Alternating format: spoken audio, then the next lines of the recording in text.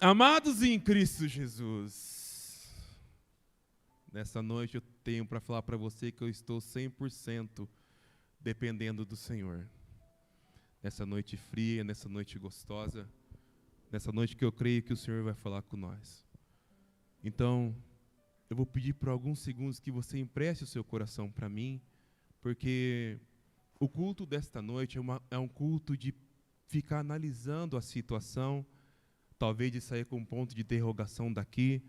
É uma mensagem de confrontação, de exortação para todos nós. Mas lembrando que eu não prego para vocês, eu prego para nós. Então, vamos para o texto áureo da Bíblia, que é João 3,16.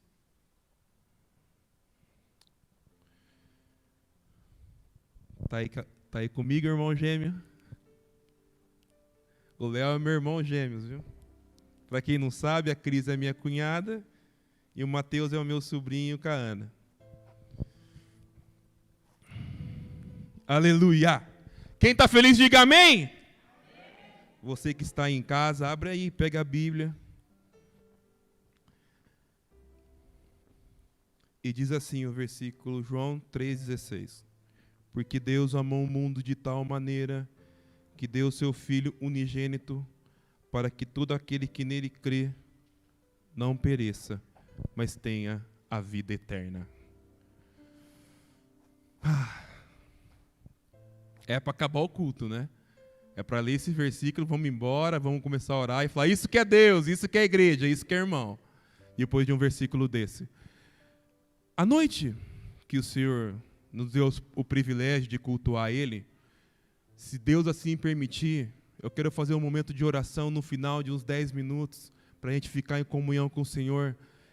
E em nome do Senhor Jesus Cristo, eu estou seguindo aquilo que o pastor falou no culto de domingo, que o dia vindouro, o dia que o Senhor vai voltar e resgatar a sua igreja.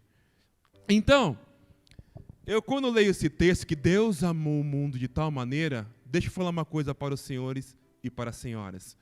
Ninguém entende mais de amor do que Deus. Eu fico sentado na minha casa, eu fico pensando, Jesus, por que o Senhor veio para a terra? Para um povo pecaminoso, um povo que desobedece, Ele vem em nome do amor. Detalhe, é um amor que não tem fim. É um amor que cuida, que protege, que salva, que liberta. Um amor que vem para constranger. É um amor que te cerca. E quando eu pego a palavra do Senhor, antes de eu ver esse texto que ele está falando aqui com Nicodemos, eu tenho que voltar um pouquinho lá atrás para contar a história para você.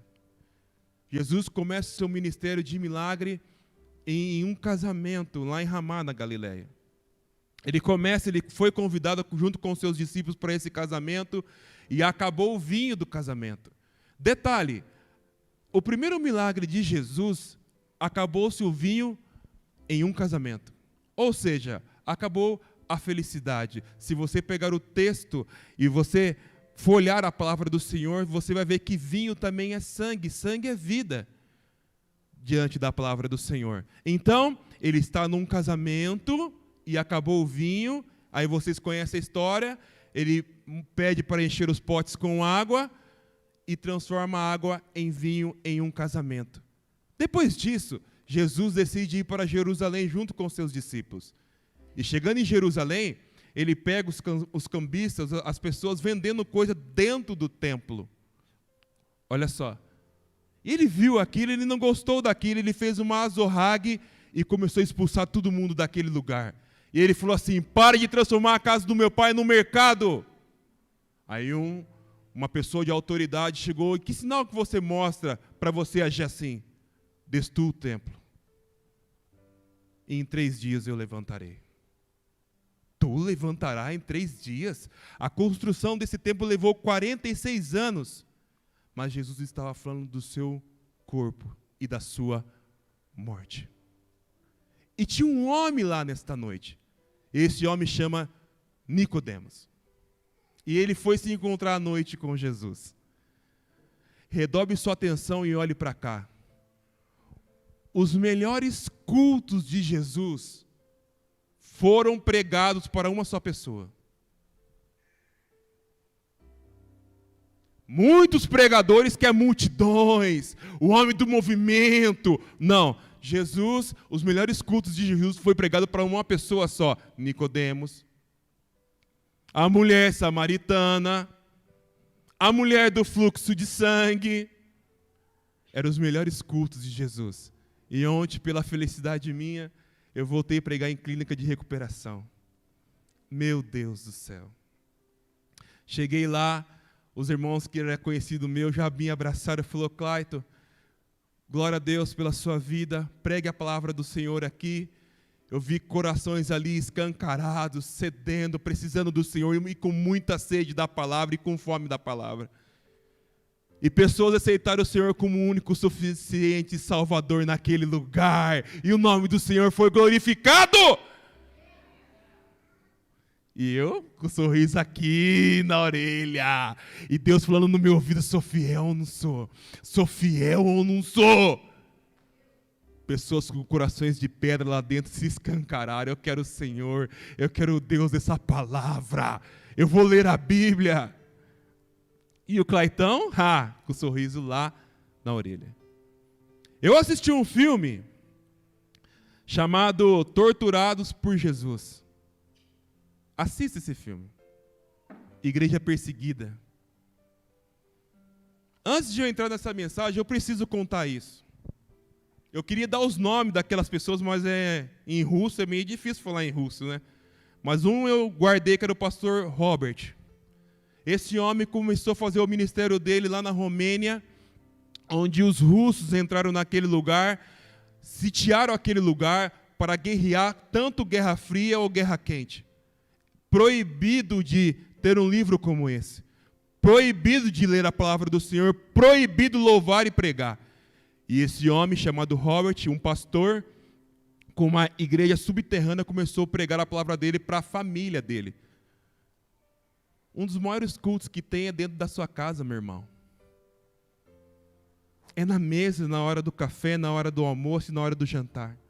É o pai de família, que é o cabeça da casa, pegar a Bíblia. Eu não estou falando para você pregar, não vai dar aquela desculpa: não, eu não sei pregar, mas lê um versículo, falar de quem é Jesus para o seu filho.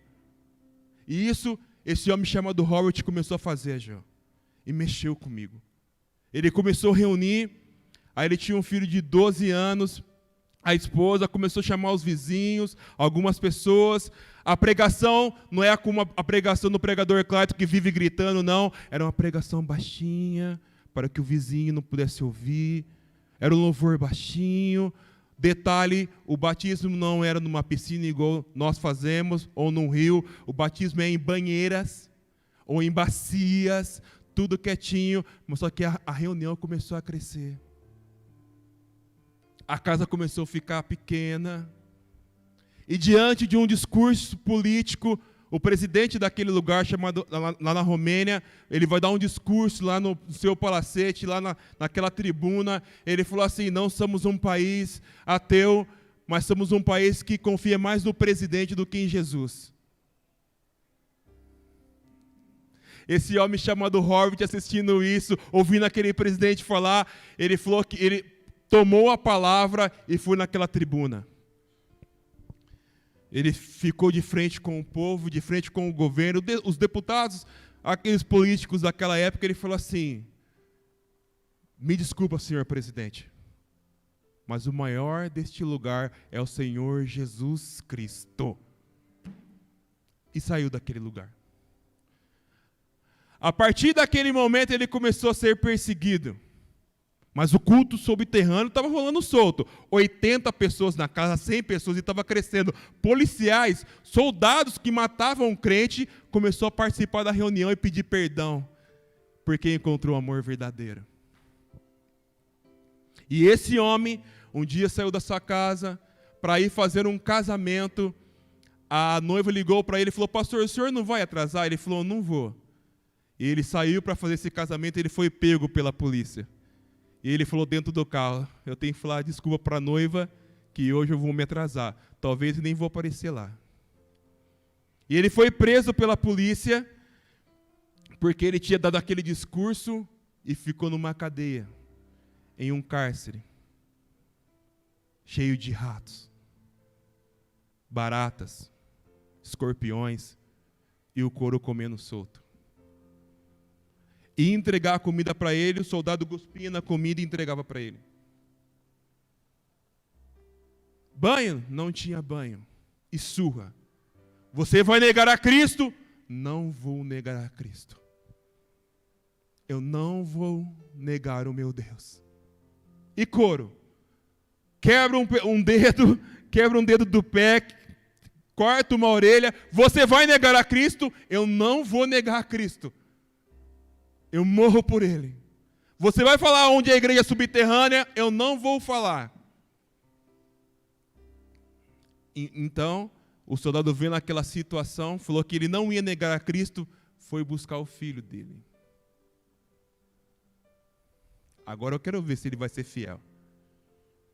Agora eu quero ver a reação dele. Trouxe o filho, ele preso, numa cruz, acorrentado, os pés, agonizando, gusparada, tudo violentado, cortado. Eu não vou negar a Cristo. E trouxe o filho do lado. Aí o policial começou a bater no filho. Ou você nega, ou ele apanha. E couro no menino. É assim que o ódio faz. É assim que o inimigo faz. Ele quer testar a nossa fé. E couro no menino. Eu não vou negar a Cristo. O menino gritando ali. Ele quebrou um dedo do menino. Cortou o menino. Tirou um pedaço da orelha. Ele falou, você não vai negar a Cristo? Não vou negar a Cristo. Ele falou, então eu vou matar o menino. Na hora que ele foi matar o menino, o pai deu um grito. Falou, não. Eu vou falar onde é o esconderijo. Eu vou negar a Cristo sim. Não faça isso com o garoto. Ele é meu filho de 12 anos. Não faça isso, você é um homem mau, você é maligno. E o menino está aqui, gritando. A hora que o soldado vai matar o garoto falou, não, papai!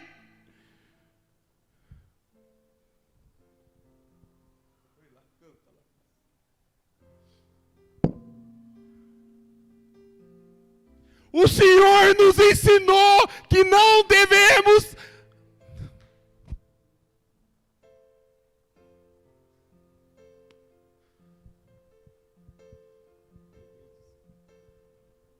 que não devemos negar a Cristo. Eu vou morrer por Ele.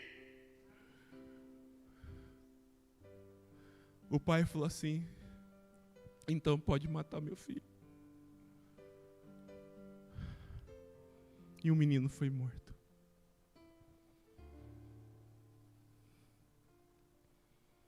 E ele não negou a Cristo. A alegria do pai era que o filho não negou a Cristo. E ele pediu perdão, ele falou, perdão pela minha fragilidade. Você está entendendo como é o reino de Deus? Temos a possibilidade de chegar a esses tempos aqui na terra. Até que ponto está a tua fé? Deus é uma balança justa e correta. E Ele cuida dos seus. Dentro daquela cadeia, aquele pastor começou a pregar a palavra do Senhor ali dentro. E vidas foram sendo salvas naquele lugar. Para encurtar, no final do filme ele falou assim, o mais gostoso, que nenhuma pessoa daquela cadeia onde eu estava negou a Cristo.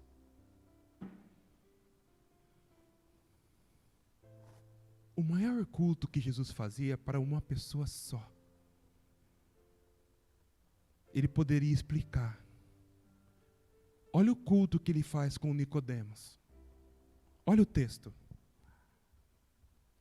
Diz assim o texto. Havia entre os fariseus um homem chamado Nicodemos, príncipe dos judeus. Era um homem de conhecimento, um homem de autoridade. Próximo. Este foi ter a noite com Jesus e disse, Rabi, reconheceu que ele é um mestre. e disse assim: bem sabemos que tu é mestre vindo da parte de Deus. Ninguém faz os sinais que o Senhor faz se Deus não estiver com ele. Jesus respondeu e disse: na verdade vos digo, aquele que não nascer de novo não verá o reino de Deus. O que é se nascer de novo? É mudança de vida radical, meus irmãos. É o Deus do já, é agora. É agora. Quais são as práticas de pecado que eu cometo? Anote. Cada uma que você for vencendo, você risca e vai dando glória a Deus. Quanto mais próximo de Deus, o que separa nós de Deus? É pecado, meu irmão. Deus trata pecado com morte, alma que pecar certamente morrerá. O salário do pecado é a morte. Então o que separa nós de Deus é o pecado. Amém? Então vai eliminando o pecado da sua vida. Esse negócio de pecado é muito perigoso. É muito sério. O homem tem que nascer de novo. Uma nova criatura. Não vamos ficar presos em tradições falidas do passado. Não, porque o meu pai era assim, o meu tataravô também era assim, meu bisavô era... Não, você é diferente. Você veio para quebrar maldições. A maldição parou em você. Daqui para frente vai ser bênção, porque você mudou de vida e mudou de escolha. Você converteu seu coração a Cristo. A vida com Deus é mais séria do que a gente imagina. Aqui não é um encontro de amigos. Apesar, nós somos amigos. Somos irmãos em Cristo. Mas aqui é para você cultuar uma divindade. Uma santa trindade. Onde a palavra onipotência, onisciência, onipresença só está ali. Então é ali que você tem que buscar. Olha o texto, olha o culto. A partir do versículo de número 3, 4. E disse Nicodemos: como pode um homem nascer sendo já velho? Porventura tornar a entrar no ventre da sua mãe e nascer de novo? Ele não estava entendendo. Olha o que Jesus disse: em verdade vos digo, que aquele que não nascer da água e do Espírito não pode entrar no reino de Deus. Olha só, o que nasce da carne é carne, e o que nasce do Espírito é Espírito. Olha o exemplo. Não te maravilhes de ter dito, é necessário nascer de novo. Olha o ensino, o vento sopra onde quer. Você ouve sua voz, mas você não sabe de onde ele vem e nem para onde ele vai. É assim aquele que nasce do Espírito. Aí, um homem cheio de conhecimento faz uma pergunta e respondeu Nicodemos: como assim? Ele não estava entendendo. Aí Jesus puxa a orelha dele e fala assim: tu é mestre lá em Israel e não sabe disso? Pula. Na verdade vos digo, nós dizemos o que sabemos e testificamos o que vimos, e não aceitais o nosso testemunho? Se vós falei de coisas terrestres, imagina então como começar a falar das coisas celestiais. Jesus está falando de coisas simples com ele. Ele não sabe entender. Imagine quando ele começar a falar das coisas do céu. Não é esse que eu quero, vai de novo. Se vos falei essas coisas terrestres, outra. O 13. Ora, ninguém subiu ao céu, senão o Filho do Homem, aquele que desceu do céu, que está no céu. Agora, como Moisés levantou a serpente de bronze no deserto, assim o Filho do Homem deverá ser levantado. Preste atenção. Não, vai além. Depois eu vou explicar sobre esse versículo. Porque todo aquele que nele crê, não pereça, mas tenha vida eterna. Continua. Porque Deus amou, aí vem o texto, porque Deus amou o mundo de tal maneira que deu seu Filho unigênito, para que todo aquele que nele crê não pereça, mas tenha vida eterna. Outro. Porque Deus enviou o seu Filho ao mundo, não para que condenasse o mundo, porque ele é amor. Ele não veio para condenar. Ele não tem nem prazer na morte do ímpio, mas para que o mundo fosse salvo por ele. Outro. aqui.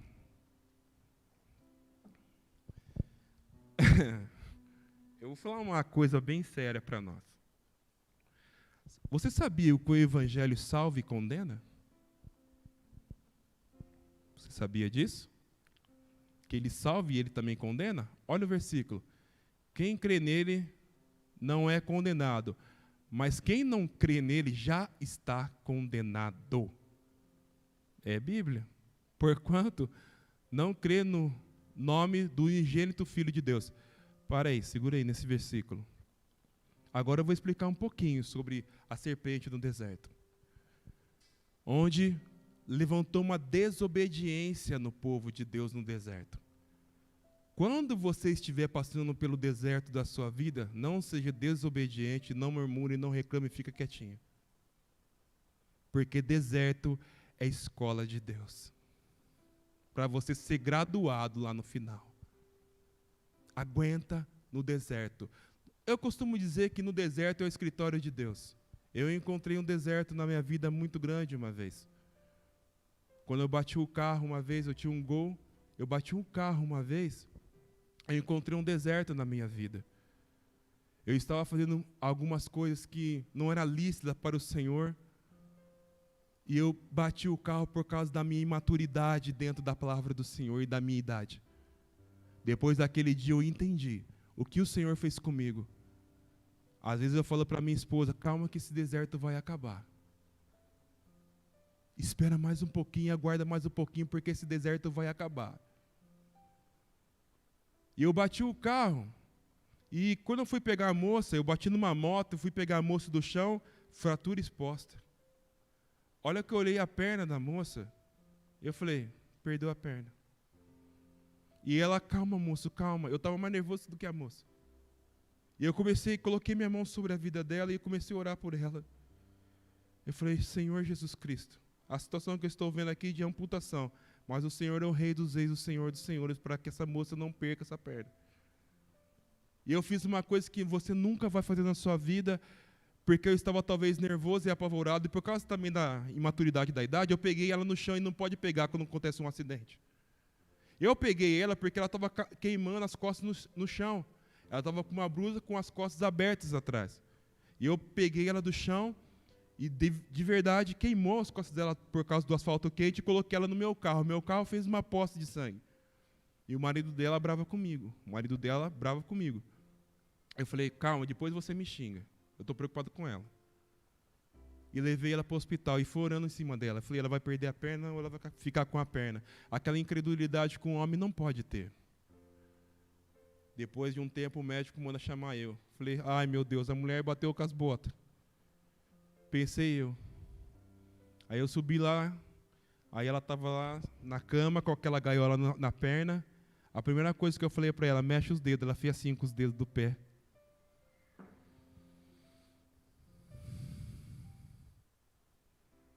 Aí eu falei, por que o Senhor me ama tanto assim? Ele é o Deus da provisão, Deus do socorro de verdade. Calma que o seu deserto vai terminar, meu amado. Aguenta mais um pouquinho, porque a terra prometida está ali na frente. Aguenta mais um pouco.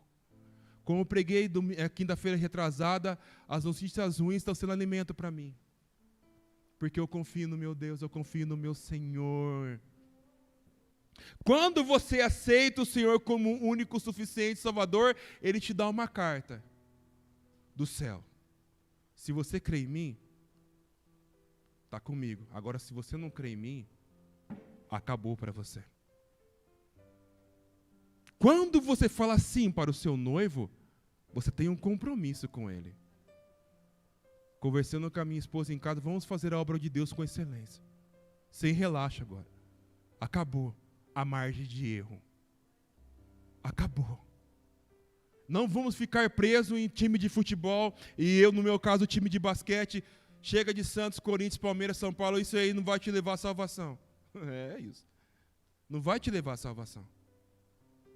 Essa bandeira não vai te levar à salvação, mas a bandeira do leão da tribo de Judá. aquele que guerreia por você, aquele que compra a sua briga, eu tenho certeza que a vitória é certa. Detalhe, seu rei nunca perdeu uma batalha. Aleluia. Vamos embora do culto, Keila, porque hoje tem NBA. De pessoas multimilionárias, onde a maçonaria e o Illuminati domina. Tem algumas coisas que a gente tem que ceifar da vida.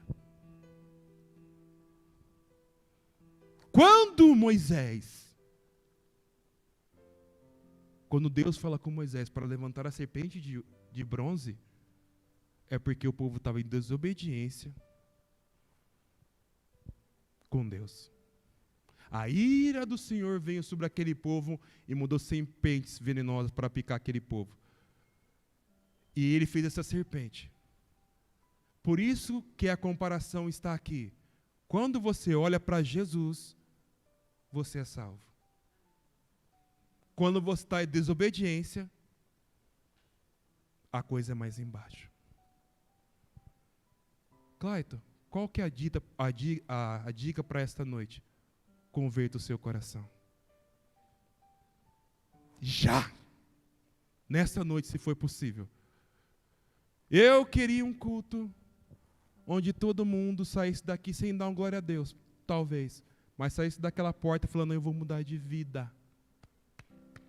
Eu quero mudança na minha vida. Melhore o seu casamento, amado. Peça perdão, larga de orgulho, senta com a sua esposa. Vou falar como foi em casa, posso falar? Não, não posso falar, mas eu vou falar mesmo assim. Casamento é um casamento, né? Duas pessoas diferentes, né? Quando eu comecei a namorar aqui, ela não aguentou o meu sorriso é infalível mesmo, né? Claro. E nós começamos aquele namoro, eu falei para um primo que estava comigo, eu falei, aquela lá vai ser a minha esposa. Mas dentro de um casamento, tem as pedras, tem os muros, tem os altos e baixos. Para chegar num nível bom, eu vou falar do que você precisa. Aqui. Sem isso aqui você não vai conseguir. O dicionário da sua vida, a bússola, a orientação, o livramento. Aqui tem filmes de geografia, aqui tem filmes de suspense, aqui tem como se trata uma mulher, como se trata o seu esposo, é aqui. Aí um dia em casa, eu sentei com ela, eu falei assim, você me ama? Ó, igual Jesus para Pedro. Sim, cara, então eu te amo. Apacenta as minhas ovelhas. Não. Aí eu falei assim, amor, eu também te amo. Até quando a gente vai viver? A idade mínima é 70. Então, eu estou com, não interessa a minha idade, porque eu não vou falar, e ela está com a idade dela. Eu estou com 35, ela está com 33. Eu estou lendo o pensamento de vocês, eu não estou acabado não, eu estou inteiro, viu? É. E eu sentei ela na frente de mim, aí começamos a pedir perdão de todas as coisas onde a gente errou. Ó, errei aquele dia, ela também fez isso, vamos ficar debaixo dessa palavra, aqui em casa não vai ter gritaria, aqui em casa a gente vai confessar o nosso erro, tá? Aqui em casa a gente não vai discordar por causa de um copo ou um chinelo fora de lugar, não vamos ser mal educados. Esse copo e coisa de fora do lugar, estou sobressaindo, porque o dia que eu deixar, você... O copo... Ela falou, tá bom, amor. O passado se foi, tá bom, amor? Tá bom, vamos daqui para frente. Sabe por quê? Porque nós olhamos para Cristo. O amor que o noivo tem pela noiva. Como ela tem que ser tratada, como eu tenho. Vamos ser compreensivos dentro de um casamento. Ok? Não é só o sexo, é um conjunto de coisas para moldar um casamento. Uma crise financeira não é para abalar o casamento, é para lutar junto um com o outro. Esse é Cristo. É amar o próximo como a ti mesmo. Olha o texto. Versículo de número... Passa. Outro. E a condenação está. Que a luz veio ao mundo e os homens amaram mais as trevas do que a luz, porque as suas obras eram más. As obras dos homens, a mente de uma pessoa, temos que tomar muito cuidado, ainda mais que você é um influenciador de pessoas, tem que tomar muito cuidado naquilo que você fala, orienta e mostra para a pessoa. Vou explicar o porquê. Quando você está com uma crise no seu casamento, ou como o seu casamento está bom, eu passei isso por essa semana, quer dizer, eu ouvi isso essa semana. Aí uma amiga foi se aconselhar com uma outra amiga, aí a outra amiga falou como ela faz com o marido dela, e a amiga começou a observar o marido da amiga com outros olhos. Cuidado com isso. Começou a frequentar mais a casa da amiga. Um almoço na casa da amiga e a perna embaixo do marido. Tome muito cuidado, porque as obras dos seres humanos é muito más. Quando eu conheço uma pessoa, eu dou a nota 8 para ela.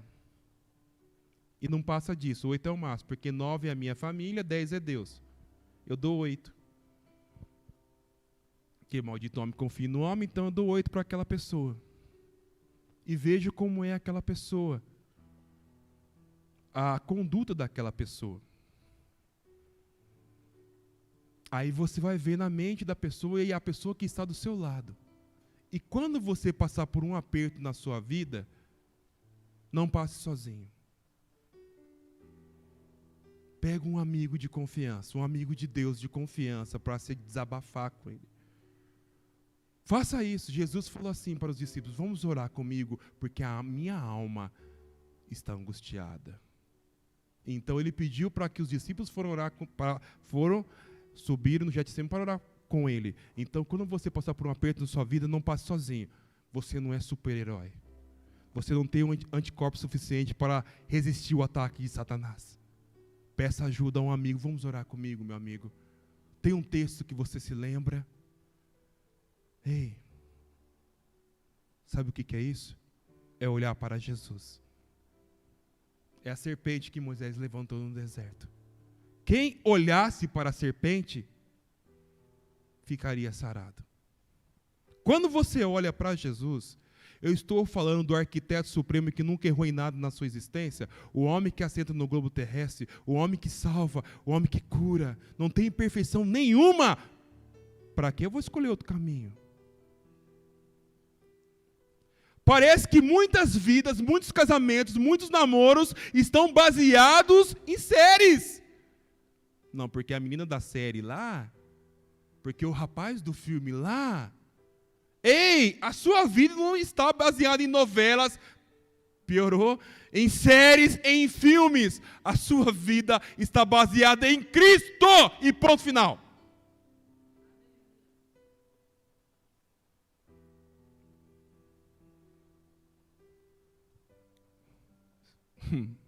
Você recebeu essa carta do céu. Salvo ou não salvo? Você tem a escolha. E eu tenho que te falar isso. Estamos próximos para voltar para casa. Vamos pegar os textos que falam sobre a volta de Jesus. A parábola das 10 virgens. Prudência.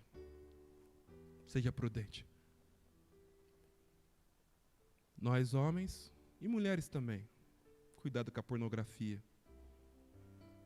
O celular facilita isso. Eu sei do que eu estou falando.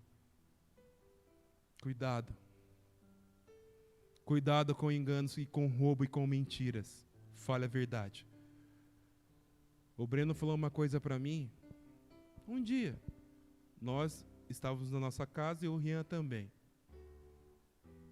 começou a revelar algumas coisas. Falou: pai, aquele dia eu menti para o Senhor, agora eu quero falar a verdade.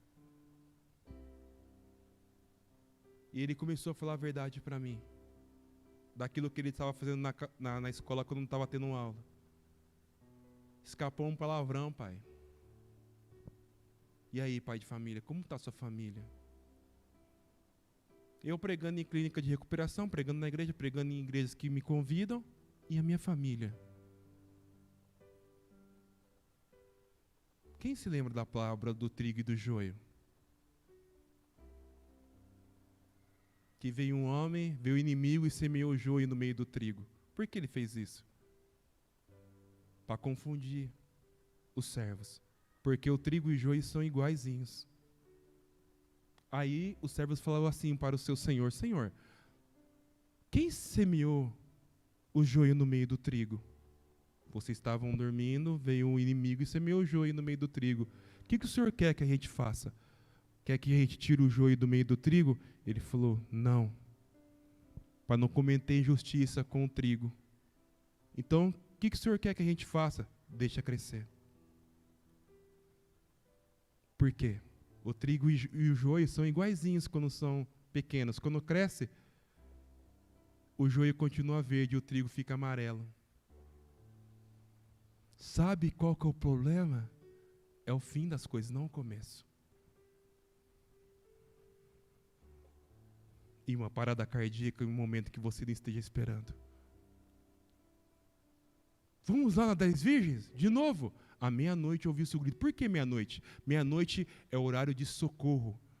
À meia-noite foi que o Senhor passou no Egito para a morte dos primogênitos. À meia-noite, Gideão pegou os soldados para vencer a guerra. À meia-noite, Sansão arrancou o portão de Gaza e foi liberto.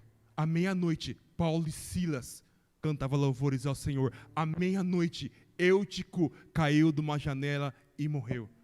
À meia-noite, os amigos de Jó aconselhavam ele sobre o povo e sobre liderança. Como está a meia-noite da sua vida? Da minha vida? Será que estamos olhando para Cristo? A meia-noite é o horário de displicência do ser humano. Não sabemos nem o dia e nem a hora que o Senhor vai voltar. Mas cita um horário à meia-noite, porque é um horário de displicência. Os cientistas, os estudiosos dizem que a meia-noite é a parte mais escura do dia. A meia-noite, na onde o ladrão sai para roubar. A meia-noite, onde a prostituta está se prostituindo. A meia-noite, onde há baladas, raves. É a meia-noite e tem os barzinhos da vida. E como está a nossa meia-noite? Lembrando que Deus não tem relógio, que habita num tempo eros. Que culto que Jesus está pregando para Nicodemos. O evangelho salva, mas ele também condena, porque ele dá um direito de escolha, por causa que a sua vida é um livre-arbítrio. Você escolhe que porta que você quer entrar. Se é céu ou inferno, se é anjos e demônios, se é Deus ou o diabo. Estamos num ponto de decisão onde as pragas estão aparecendo e eu não quero deixar você com medo. Não é a minha intenção, mas prudente, vai vir coisa pior.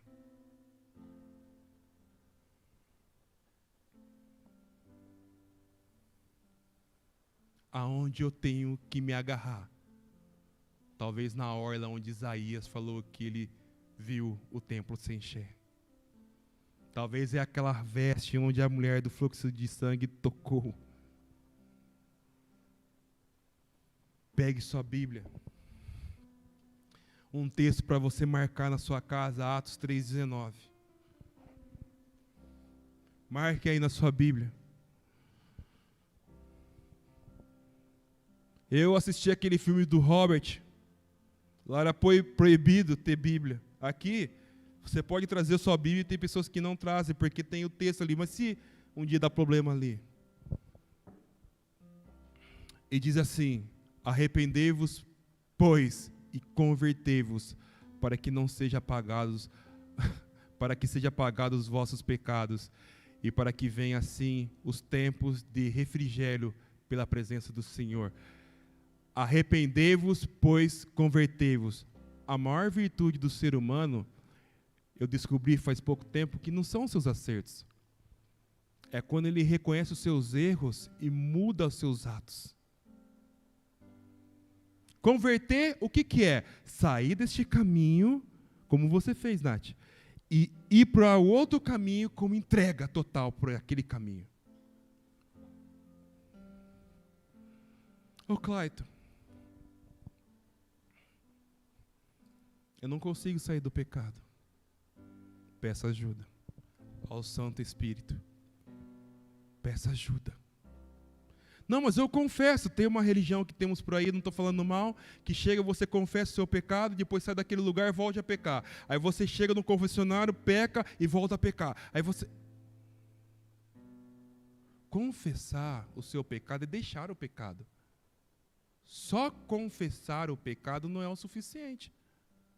Você tem que confessar o seu pecado e deixar o pecado. Saul confessou o seu pecado e não foi perdoado. Davi confessou o seu pecado e foi perdoado. Fique de pé comigo, igreja. Louvor, me ajuda aí. Aleluia. Qual que é o segredo? Clayton. Olhar para Cristo. Olhar para Cristo. Aleluia.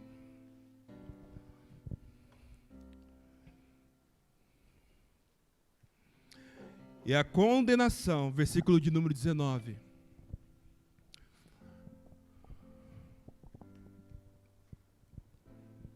Aleluia. Versículo de número 19, 3:19. Aleluia. E a condenação é esta, que a luz veio ao mundo, e os homens amaram as trevas do que a luz, porque as suas obras eram más, porque todo aquele que faz o mal aborrece a luz, e não vem para a luz, para que as suas obras não sejam reprovadas.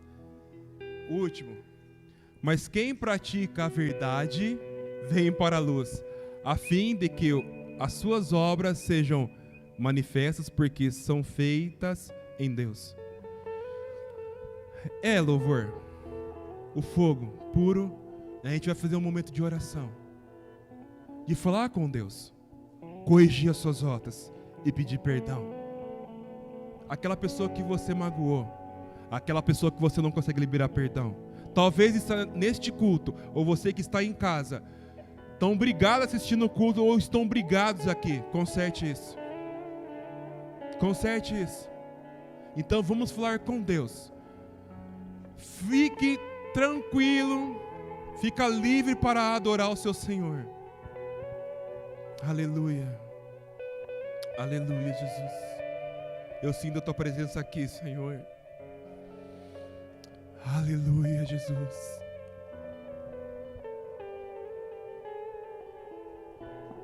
Aleluia, Jesus. Aleluia, Jesus.